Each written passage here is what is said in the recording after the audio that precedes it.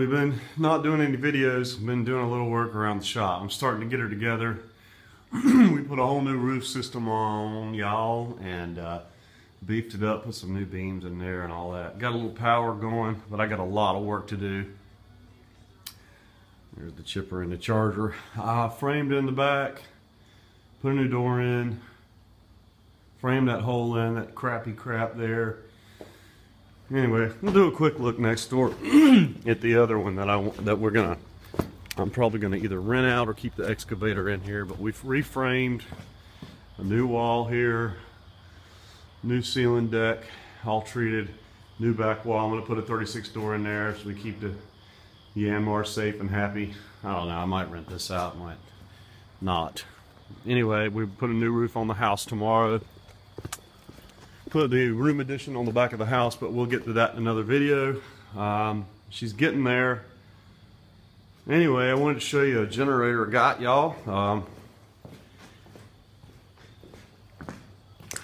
I guess I'm turning into a kind of a prepper since we got some property now. I've seen several of these.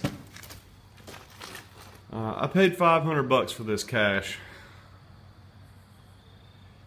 It seems like it's the more powerful of the couple you could get, because most of those were 7,000 running watts, and I don't know, it was 9,000 starting watts, whatever.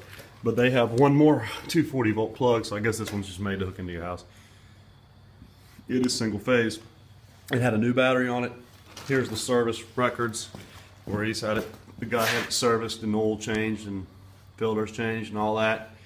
It is a 1.5 years old. I've got all the paperwork from it. 439 cc, does have manual start, big air filter, pretty big muffler. It's got a fuel gauge. It's got a charcoal canister, which I've never seen a generator with a charcoal canister. I had one like this that was 2,700 watts. I've had it for 10 years. It's the same manufacturer, and it would run and run and run and run and run, and never had a problem until I let it sit for like a year or 1.5 years with old gas in it, and it gummed everything up. But anyway, we got it back running. This has a cool meter on it where it you can do your hertz. Who would want to know? I don't know, because most people with the generator, you probably don't even know what that means.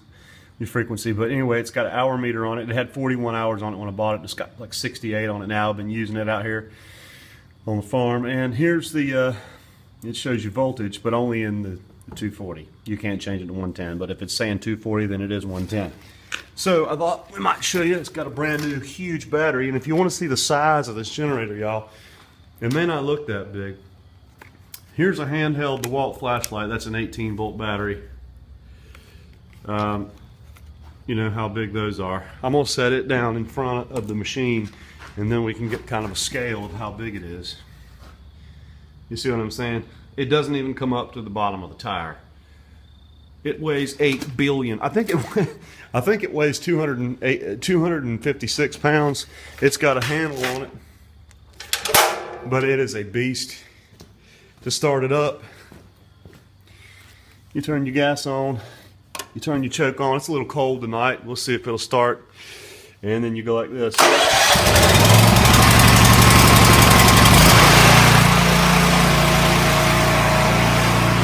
there is to it. I think I got a deal.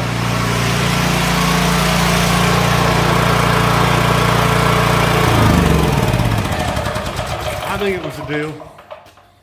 Because I did have the same brand. It's the same as that motor. It has the same codes on it. It has a Japanese carburetor on it, which I like. I think the actual bottom end of the motor is made in China. Somebody told me that these were sold by Home Depot, and they were actually made in America. A lot of the parts are. Actually, I think the motor's made in carburetor's Japanese. The actual Genny is made in America somewhere. It was pretty hefty there. Anyway, it is it's a 1.5 years old. I've got all the paperwork, and it's pretty hefty. does have a charcoal canister, which hooks in right there, which is cool. Anyway, thought y'all might like to see that. We've been running it out here because I don't have the power on yet. I ran a wire down from a neighbor's house out here to run some lights and some stuff, but he's, you know, half a block down, so it won't run all our saws and compressors. But that's how big they are. And do not try to lift this up into the back of a truck by yourself. It's between 250 and 300 pounds, and I did it one time and I thought I was going to die afterwards. I am 6'4½". I am a little over 200 pounds, and I'm very strong. And this thing like to have killed me lifting it up. It comes up over your knee when you're, you know, almost 6'5". It is a beast. Like I said, this flashlight is pretty big. Way bigger than my cell phone, and I just have a regular size iPhone. You put it in front of that thing, that generator is huge. But they seem to be running pretty good. I'd recommend getting one. Like I said, I had the old version I got from Advanced Auto Parts. I guess it was 10 years ago, and I ran that thing and ran that thing. I never even changed the oil, and it ran and ran and ran, and it still does run today. I never did a video on it because it's been in my other shop. But anyway, thought y'all might want to know. The Champion, some of it is made in America, and it does have a Japanese carburetor on it. Mine does anyway, which I think is probably the most important part. And Japan makes probably the best carburetors, and them in Holly. But anyway, y'all take care. I hope this helps somebody. If you have any questions, let me know. Happy Halloween.